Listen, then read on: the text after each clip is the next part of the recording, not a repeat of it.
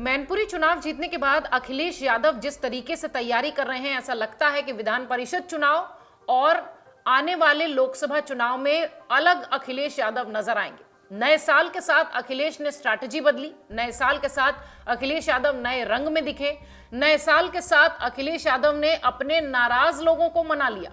यानी अब अखिलेश भाजपा के खिलाफ चुनौती बनकर सामने आना चाहते हैं, इसलिए खुद में, पार्टी में और रणनीति में परिवर्तन करते दिख रहे हैं। सपा के अध्यक्ष अखिलेश यादव अपने चाचा शिवपाल यादव के साथ एकजुट हो चुके हैं और अब यह खबर है कि उन्हें राष्ट्रीय महासचिव बनाया जा सकता है। प्रदेश में भाजपा के खिलाफ आंदोलन को तेज करने के लिए शिवपाल को यह जिम्मेदारी दी जाएगी, ऐसा कहा जा रहा है।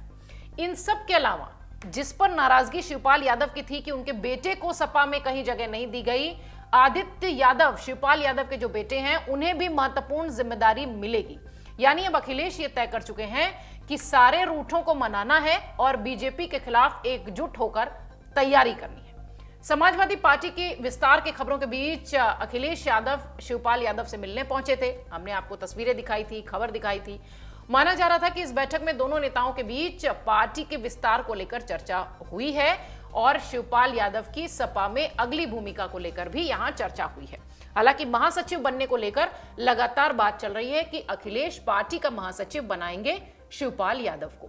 इन तमाम मुद्दों के साथ अखिलेश और शिवपाल की मुलाकात ने कई सारे जो सवाल थे वो खड़े किए। इसके साथ ही अखिलेश और शिवपाल के बीच जिन मुद्दों पर चर्चा हुई उसका विस्तार से विवरण हम आपको यहां देते हैं।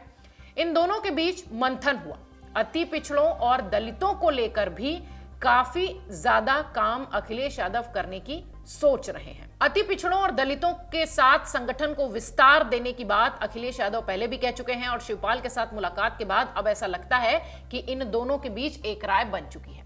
मैनपुरी लोकसभा चुनाव जीतने के बाद सपा और प्रसपा का विलय हुआ। बीते कुछ दिनों से अखिलेश ने यह बात भी कही थी कि हम संगठन का विस्तार करेंगे, बस शुभ दिन आने दीजिए। लेकिन अब ऐसा लगता है कि वो शुभ दिन आ चुका है। अखिलेश जल्द ही अब विस्तार करते दिखाई पड़ेंगे संगठन का। शिवपाल यादव उनके साथ हैं, इसलिए भी ऐसा लगता है कि स्ट्रैटेजी और रणनीति में बहुत चूक होने की संभावना नहीं है। इन दोनों के बीच तकरीबन 45 मिनट तक सियासी मंथन हुआ है। सूत्र ये कह रहे हैं कि शिवपाल और आदित्य के अलावा उनके साथ कंधे से कंधा मिलाकर चलने वाले नेताओं को समायोजित करने पर भी अखिलेश ने सहमति बना ली है। इन दोनों की मुलाकात के उत्तर प्रदेश के गलियारों में लगातार चर्चा है। इस बार राष्ट्रीय और प्रदेश कार्यकारिणी में कुछ नए चेहरों को जगह मिलने के भी संकेत मिल रहे हैं। नए पदाधिकारियों को लेकर भी अखिलेश और शिवपाल ने रणनीति बना ली है। ये सारे कदम इसलिए उठ रहे हैं क्योंकि भाजपा को देनी है चुनौती। पार्टी के रणनीतिकारों का यह मानना है कि शिवपाल के नेतृत्व में जिलेवार आंदोलन भी शुरू किया जा सकता है, क्योंकि सपा निकाय चुनाव के साथ लोकसभा चुनाव में भी धमाकेदार उपस्थिति दर्ज कराना चाहती है। इसके लिए शिवपाल को ही मैदान में उतरना होगा। शिवपाल यादव पिछले सप्ताह ही आपको कहते दिखाई पड़े थे कि अखिलेश उनके भतीजे हैं और वो पूरे देश के नेता हैं। अब जब इस तरीके की बातें होती हैं तो आप अंदाजा लगाइए कि भीतर की तैयारी किस तरीके की होगी, क्योंकि माना यह जा रहा है कि समाजवादी पार्टी के विस्तार के साथ ही नए चेहरों को जगह दी जाएगी। इसमें भी जो जानकार हैं वो ये मान रहे हैं कि शिवपाल यादव ने ही इस पर पूरी तरह से स्ट्रैटेजी बनाई होगी। अखिलेश यादव ने कार्यकर्ताओं को अब निकाय चुनाव, लोकसभा चुनाव की तैयारियों में पूरी तरह जुटने के निर्देश भी दे दिए। पार्टी पूरी ताकत से इन चुनावों में उतरने की रणनीति पर काम कर रही है। समाजवादी पार्टी में विस्तार के लिए हर जिले से गोपनीय रिपोर्ट मांगी जा रही है। तैयारी पुरजोर तरीके से हो रही है। माना यह भी जा रहा है कि इस बार पार्टी गैर ओबीसी को बड़ी जिम्मेदारी देने की तैयारी कर सकती है। वहीं अनुसूचित जाति के लोगों को भी जोड़ने के लिए कई अहम कदम उठाए जा रहे हैं। जैसा कि हम शुरुआत से कह रहे हैं कि दलित, ओबीसी और अति पिछड़े वर्ग के साथ ही अब अखिलेश यादव नई स्ट्रैटेजी पर काम कर रहे हैं। और यह सब तब हुआ है जब इन दोनों के बीच बातचीत हुई है। लखनऊ में शिवपाल यादव अखिलेश यादव के घर गए थे, उनसे मिलने गए थे। उसके बाद यहां पर स्ट्रैटेजी तैयार हुई है। शिवपाल यादव को अखिलेश ने मना लिया और इसका फायदा उन्हें मैनपुरी चुनाव में भी मिला। वैसे आपको याद होगा कि शिवपाल के आवास पर पिछली बार 21 दिसंबर 2021 को अखिलेश यादव गए थे। दोनों के बीच बातचीत हुई। शिवपाल ने समर्थन का ऐलान कर दिया था और 50 उम्मीदवारों की सूची भी दे दी, लेकिन अखिलेश यादव ने टिकट दिया सिर्फ शिवपाल को। चुनाव बीत गया, विधायक दल की बैठक हो गई, शिवपाल नहीं बुलाए गए, नाराज हो गए। शिवपाल ट्वीट्स करने लगे, शिवपाल श्री राम की भक्ति दिखाने लगे, तो यह कहा जाने लगा कि शिवपाल अब भाजपा में जा रहे हैं। लेकिन नाराज शिवपाल ने सपा के खिलाफ मोर्चा खोल दिया। अब जब सपा के संस्थापक मुलायम सिंह यादव का निधन हुआ तो शिवपाल अखिलेश साथ साथ होते दिखाई पड़े। अखिलेश अपनी पत्नी के साथ चाचा के घर पहुंचे और उन्हें राजी कर लिया और फिर से परिवार साथ दिखने लगा। इधर 30 जनवरी को होने वाले विधान परिषद चुनाव के लिए अखिलेश ने अब पूरी तैयारी कर ली है। तैयारी की शुरुआत शिवपाल के साथ मुलाकात के साथ भी दिखाई पड़ी, क्योंकि शिवपाल यादव से मुलाकात करने के बाद ही अखिलेश ने नए अंदाज और नए तेवर में अपने कार्यकर्ताओं को यह बात कही कि अब एकजुट होकर चुनाव की तैयारी करें। यूपी विधान परिषद चुनाव में जीत हासिल करने के लिए और नेता प्रतिपक्ष की कुर्सी पाने के लिए अखिलेश जुगत कर रहे हैं, तैयारी कर रहे हैं और अपने कार्यकर्ताओं को मोर्चे पर उतार रहे हैं। विधान परिषद चुनाव के लिए मुद्दों को धार देने की कोशिश कर रहे हैं, वोटर्स से मुलाकात कर रहे हैं। कई सारी तस्वीरें भी हमने आपको दिखाई, खासा हर जिले में वो एक्टिव दिखाई पड़ रहे हैं। अपने वो इलाके जो उनका गढ़ था उसके अलावा दूसरे इलाकों में भी लोगों से मुलाकात कर रहे हैं, गांव गांव घर घर जा रहे हैं। हर जिले में अपने विधायकों और सांसदों से लेकर प्रभावी लोगों को जमीन पर उतारने की कोशिश अब अखिलेश यादव कर रहे हैं। माना यह जा रहा है कि ये सारी रणनीति शिवपाल से मिलने के बाद ही उन्होंने बनाई है। जिन 5 सीटों पर विधान परिषद चुनाव होना है, जो कि जनवरी के अंत में है, उनमें से एक भी सीट फिलहाल सपा के पास नहीं है। लेकिन अभी समाजवादी पार्टी ये चाहती है कि उसका जो फोकस है स्नातक कोटे की सीटों पर, उसमें कुछ ना कुछ अपने हिस्से आए और इसके साथ ही कम से कम नेता प्रतिपक्ष की कुर्सी मिल जाए। इधर कई सारे प्रभारी भी शिवपाल यादव और अखिलेश यादव की तरफ से घोषित किए गए हैं, जिनमें पूर्व नेता प्रतिपक्ष राम गोविंद चौधरी, एमएलसी के स्वामी प्रसाद मौर्य, पूर्व विधानसभा अध्यक्ष माता प्रसाद पांडे, पूर्व मंत्री दुर्गा प्रसाद यादव, लालजी वर्मा, अंबिका चौधरी। ये वो अनुभवी चेहरे हैं जो कि कभी सपा में बहुत एक्टिव हुआ करते थे मुलायम सिंह यादव के साथ, और अब अखिलेश यादव ने इन सबको भी जिम्मेदारी सौंप दी है। और मुद्दा सिर्फ एक है, बीजेपी को घेरना है।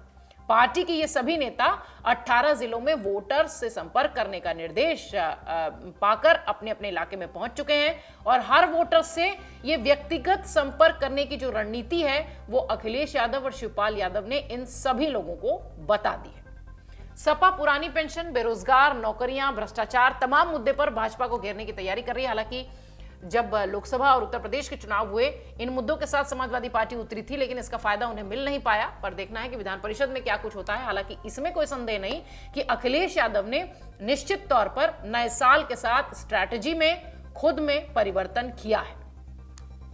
जनवरी के अंत में होने वाले परिषद के चुनाव में अगर सपा को जीत मिलती है तो सदन में पार्टी की स्थिति बेहतर भी हो जाएगी और नेता प्रतिपक्ष की कुर्सी भी पार्टी के हिस्से आ जाएगी। ये कोई पहला मौका नहीं है जब अखिलेश ये एक्सपेरिमेंट कर रहे हैं। आपको बता दें कि 2022 में अखिलेश ने बसपा से आए इंद्रजीत सरोज, लालजी वर्मा और रामअचल राजभर के जरिए पूर्वांचल के कई जिलों में एक तरफा जीत दर्ज की थी। अखिलेश ने बसपा से आए मिठाई लाल भारती को सपा के बाबा साहब वाहिनी की कमान सौंपी थी। यानी जो हम शुरुआत से कह रहे हैं कि दलित ओबीसी को लेकर अखिलेश की रणनीति बहुत दिनों से है। हालांकि बहुत फायदा नुकसान उनका 50-50 में चलता दिखाई पड़ता है। यूपी की पॉलिटिक्स में दलित कितने प्रभावी होते हैं, जिसको कि शिवपाल यादव और अखिलेश यादव ने उठाया है, ये आपको बताते हैं। दरअसल 21% से भी ज्यादा वोट परसेंटेज यूपी में दलित वोटर्स का है और इनमें 12% जाटव हैं, वहीं 9% गैर जाटव दलित हैं, जिनमें पासी, वाल्मीकि और दूसरे 50 तरह की उपजातियां शामिल हैं। ओबीसी के बाद दलित वोटर्स की आबादी सबसे अधिक है और जिस वजह से पॉलिटिक्स में दलित सबसे ज्यादा प्रभावी भी होते हैं। 49 जिलों में दलित सबसे अधिक, 42 में से 20% से भी ज्यादा उत्तर प्रदेश में है और उत्तर प्रदेश के 49 जिले ऐसे हैं जहां पर दलितों की संख्या मतदाताओं के रूप में कहीं ज्यादा है। सोनभद्र के इलाके हैं, कौशाम्बी के इलाके हैं, सीतापुर जैसा इलाका है जो कि बहुत ही महत्वपूर्ण सीटें देता है और यहां पर दलित वोटर्स की संख्या कहीं ज्यादा है। 42 जिले ऐसे हैं जहां पर दलित वोटर्स 20% से ज्यादा का आंकड़ा अपने हिस्से रखते हैं। इसलिए आप अंदाजा लगाइए कि उत्तर प्रदेश की सियासत में दलित वोटर्स कितने महत्वपूर्ण हैं। अब आपको बताते हैं कि लोकसभा की 17 सीटें दलितों के लिए आरक्षित हैं। उत्तर प्रदेश में लोकसभा की कुल 80 सीटें हैं, जिनमें से कि 17 सीटें दलितों के लिए आरक्षित रखी गई हैं। यानी इन सीटों पर सिर्फ दलित समुदाय से आने वाले लोग ही लड़ेंगे। इनमें बहुत सारे ऐसे इलाके हैं जिनमें आगरा, बुलंदशहर, हाथरस, इटावा, ये सारी सीटें शामिल हैं। और अब अखिलेश यादव इन तमाम सीटों पर फोकस्ड हैं। इसलिए अब जो दलित और ओबीसी को साथ लेकर चलने वाली बात है, उस पर अखिलेश यादव बाकायदा फोकस होकर काम कर रहे हैं। आपको बता दें कि यूपी विधानसभा की 403 में से 84 सीटें दलित समुदाय के लिए आरक्षित भी हैं और इसके लिए अखिलेश यादव ने बहुत तैयारी कर ली है। अखिलेश यादव और के चंद्रशेखर आजाद, इनकी मुलाकात के जो मायने हैं वो कैसे हैं, वो आपको स्पष्ट तरीके से बताते हैं। जैसा कि हम शुरुआत से कह रहे हैं कि दलित वोटर्स पर अखिलेश यादव की नजर है, इसलिए भी अब ये माना जा रहा है कि अखिलेश यादव इनको साध कर ही भाजपा को चुनौती देंगे। भीम आर्मी के चंद्रशेखर आजाद, पहले संक्षेप में बता देते हैं कि ये कौन है, फिर उसके बाद विस्तार से चर्चा करते हैं कि दरअसल इनका और अखिलेश यादव ने किस तरीके से रणनीति बनाई है और क्या काम करने का प्रयास कर रहे हैं। 2015 में सहारनपुर के अपने गांव द ग्रेट चमार बोर्ड लगाने की वजह से चंद्रशेखर आजाद सुर्खियों में आए थे। ये बोर्ड उनकी तरफ से लगाया गया था, हालांकि इस तरीके के शब्दों का इस्तेमाल नहीं होता, लेकिन उन्होंने बोर्ड में इसका जिक्र किया था। 2014 में दलित संगठन भीम आर्मी से जुड़ने के बाद आजाद लगातार दलितों की आवाज उठाते रहे। 2020 में उन्होंने आजाद समाज पार्टी का गठन भी किया। इधर 2017 में सहारनपुर में जाति हिंसा भड़की, जिसके बाद यूपी पुलिस ने चंद्रशेखर को गिरफ्तार कर लिया और उनके ऊपर राष्ट्रीय सुरक्षा कानून के तहत मामला दर्ज हुआ। हालांकि बाद में आजाद को हाईकोर्ट से जमानत मिल गई। ये तो बात हो गई आजाद की। 2022 के चुनाव में चंद्रशेखर ने आजाद समाज पार्टी के सिंबल पर गोरखपुर से चुनाव मैदान में उतरने का फैसला किया। इस सीट पर बीजेपी के सीएम योगी आदित्यनाथ चुनाव लड़ रहे थे।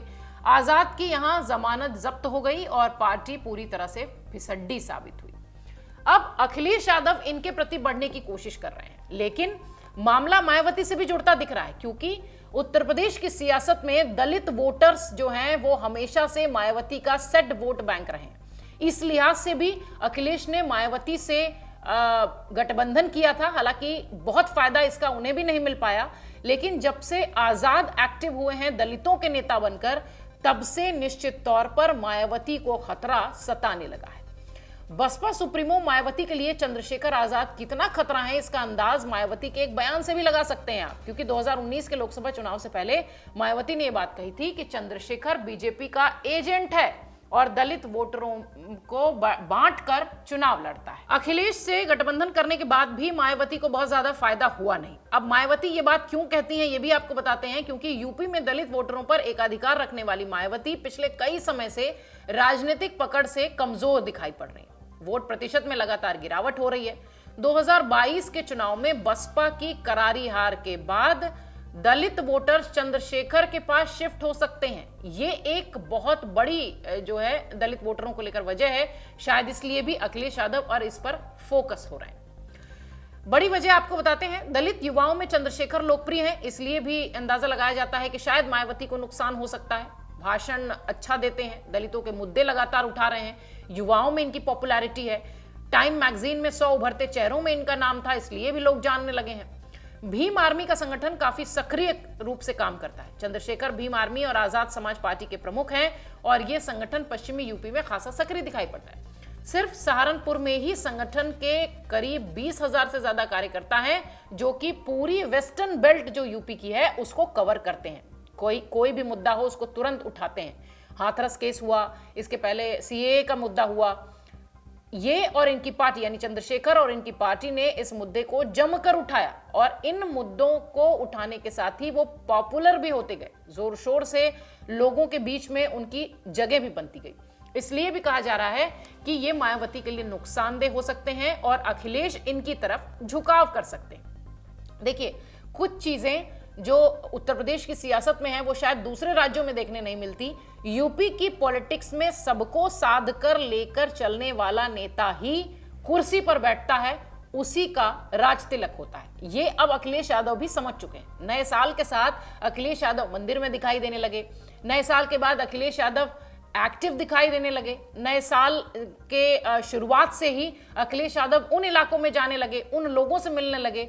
अपने जो वरिष्ठ नेता थे, जो मुलायम सिंह यादव के समय सक्रिय थे, उन सब लोगों को अब जमीन पर उतारने लगे।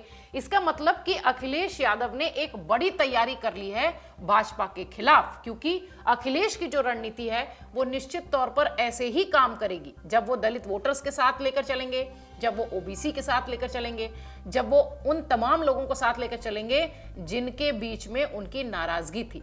अखिलेश की एक बहुत महत्वपूर्ण समस्या, जो बहुत बड़ी समस्या थी, वो ये भी थी कि अखिलेश को माना जाता था एक जाति विशेष का जो वोट है वो उनके हिस्से जाता है। लेकिन अखिलेश यादव अब इस छवि से निकलने का प्रयास कर रहे हैं। शायद इसलिए उनके जो स्टेप्स हैं, उनके जो कदम हैं, वो दूसरे तरीके से बढ़ते और चढ़ते हुए दिखाई पड़ रहे हैं। अखिलेश यादव ने मायावती से गठबंधन करने के बाद देख लिया कि मामला कुछ भी ठीक नहीं दिखाई पड़ता। अब उनकी कोशिश यह होगी कि दलित वोटर्स को साधें और मायावती को नुकसान पहुंचाएं।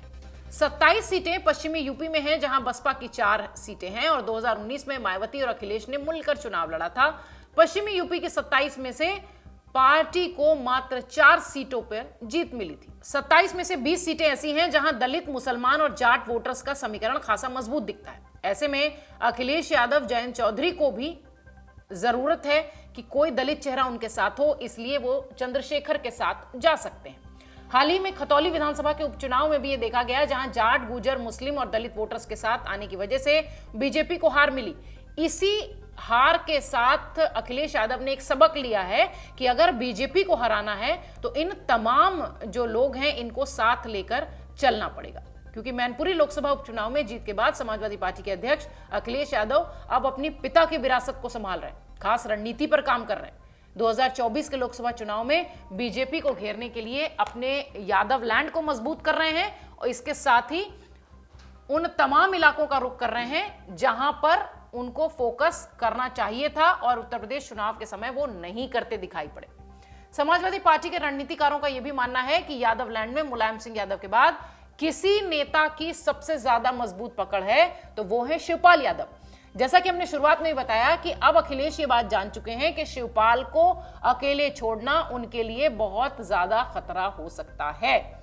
जब तक मुलायम सिंह यादव थे तब तक अखिलेश यादव को यह था कि हाँ, मुलायम सिंह यादव कहेंगे तो पार्टी कार्यकर्ता साथ जाएंगे। लेकिन जब मुलायम सिंह यादव का निधन होता है तो अखिलेश यादव चेतना के साथ जागते हैं और शिवपाल यादव को अपने साथ लगते हैं, क्योंकि यादव लैंड पर पकड़ बनाने के लिए उन्हें शिवपाल यादव को अपने पाले में रखना ही होगा, अन्यथा उनको परेशानी का सामना करना पड़ेगा। चाचा शिवपाल यादव को अपने पाले में लेने के बाद अब अखिलेश का फोकस यादव लैंड के युवाओं पर भी है। इसके लिए वो हर गांव में युवाओं से सीधे जुड़ रहे हैं, भविष्य की रणनीति बना रहे हैं, चाय पकौड़े के जरिए बातचीत कर रहे हैं। यात्राओं के दौरान कहीं पर भी वो दिखाई पड़ते हैं। कुछ तस्वीरें हमने आपको दिखाई थी, कहीं वो चाय पकौड़े खा रहे थे, कहीं आलू भून रहे थे। ये सब सियासी नजर से बहुत अहम माना जा रहा है, क्योंकि शिवपाल को पार्टी में लेने के बाद अखिलेश बदले बदले से दिखाई पड़ रहे हैं। शिवपाल यादव ने अपनी पार्टी को समाजवादी पार्टी में विलय के साथ ही अखिलेश को अपना नेता मान लिया और एक नई स्ट्रैटेजी के साथ वो उत्तर प्रदेश की सियासत में, या यूं कहें कि देश की सियासत में उतर रहे हैं। नई पीढ़ी को साथ जोड़ने का प्रयास दोनों नेता कर रहे हैं। इन सब के बीच सपा के एक नेता ने यह भी बताया था कि मैनपुरी लोकसभा सीट में हुए उपचुनाव की जीत के बाद अखिलेश यादव अपने क्षेत्र में खासा सक्रिय हैं। अखिलेश चुनाव के दौरान भी लगातार सक्रिय रहे थे, लेकिन छोटे बड़े कार्यक्रम में वो नजर आने अब लगे हैं। अखिलेश यादव को लगने लगा है कि अगर वोट बैंक को सहेज कर रखना चाहिए तो शिवपाल यादव को साथ लेकर चलना होगा, दलित वोटरों को साधना होगा, तभी चुनाव में अच्छा काम हो सकता है। इधर राजनीतिक जानकार ये भी कहते हैं कि समाजवादी पार्टी के संस्थापक मुलायम सिंह यादव ने अपने क्षेत्र में मजबूत जो मेहनत की थी, मैनपुरी के आसपास के लोगों में जो उन्होंने पकड़ बनाई थी, वो सब अखिलेश वापस पाने की कोशिश कर रहे हैं। और मुलायम उनकी समस्या जिस तरीके से सुनते थे, निपटाते थे, अखिलेश अब व्यक्तिगत तौर पर उनसे जुड़ने की कोशिश कर रहे हैं और ये भी प्रयास कर रहे हैं कि किसी तरीके से अब जो लोग हैं वो उनके साथ आ जाएं, जो नाराज थे अब उनकी नाराजगी दूर हो जाए। अखिलेश यादव 2024 के चुनाव के दौरान इतना समय इस क्षेत्र में न दे पाए, इसी कारण पिता मुलायम सिंह के न रहने के बाद उनकी खाली जगहों को भरने के लिए वो ज्यादा से ज्यादा समय इन इलाकों में देने का प्रयास कर रहे हैं, क्योंकि यादव लैंड की मजबूती ही अखिलेश को उनकी जो राजनीतिक विरासत है, पीढ़ी है, उसे आगे ले जाने में कामयाब बनाएगी। 2014 से मुलायम सिंह यादव का गढ़ रहे यादव लैंड पर भारतीय जनता पार्टी लगातार अपनी दखल दे रही है। उसी का नतीजा ये रहा कि 2019 में न सिर्फ यादव बाहुल क्षेत्र, जिसमें कि कन्नौज, फिरोजाबाद जैसे बड़े इलाके आते हैं, इन सब पर बीजेपी ने अपना कब्जा कर लिया। इसके साथ ही उनके सबसे मजबूत गृह जनपद इटावा में भी कमल खिल गया। ये सारी परेशानी अखिलेश के दिमाग में उसी समय से चल रही थी। पिछले चुनाव में सपा से नाराज होने वाले तमाम कद्दावर नेताओं ने भाजपा को चुन लिया और संगठन के साथ सियासी मैदान में संदेश देने का काम करते रहे, लेकिन इन सब का लाभ मिला भाजपा को। यादव लैंड में हो रहे नुकसान के बाद समाजवादी पार्टी ने अपनी रणनीति बदल दी। सारे विवाद बुलाकर अखिलेश अपने चाचा के साथ हो गए और अब उपचुनाव से दूर रहने की जो परंपरा थी उसे खत्म करके घर घर जाकर प्रचार करते दिखाई पड़े, जिसका फायदा समाजवादी पार्टी को हुआ और डिंपल यादव इतनी बम्पर वोटों से जीती। समाजवादी पार्टी के राष्ट्रीय प्रवक्ता भी बीच में बोलते हुए दिखाई पड़े। उन्होंने कहा कि फिरोजाबाद, एटा, मैनपुरी, इटावा, कन्नौज जैसे इलाके नेताजी के जमाने से हैं और लोग यहां तब से सपा को प्यार करते हैं। 2014 और 2019 में इन क्षेत्रों में जरूर हमें कुछ नुकसान हुआ है, लेकिन हम इसकी भरपाई खुद करेंगे और लोगों से मेल मुलाकात करेंगे। ये सारी स्ट्रेटजी तब बन रही है जब अखिलेश यादव बदलाव के साथ बीजेपी को चुनौती देने उतर रहे हैं। इसलिए अब नए साल के साथ अखिलेश यादव एक नए रंग, नए कलेवर और नए विचारों के साथ भाजपा को चुनौती देने मैदान में उतर रहे हैं। डाउनलोड करें अमर उजाला ऐप और पाएं खबरें लगातार। अगर आप ये वीडियो YouTube पर देख रहे हैं तो हमारे चैनल को सब्सक्राइब करें और बेल आइकन को दबाना ना भूलें। अगर आप Facebook पर ये वीडियो देख रहे हैं तो हमारे पेज को लाइक करें।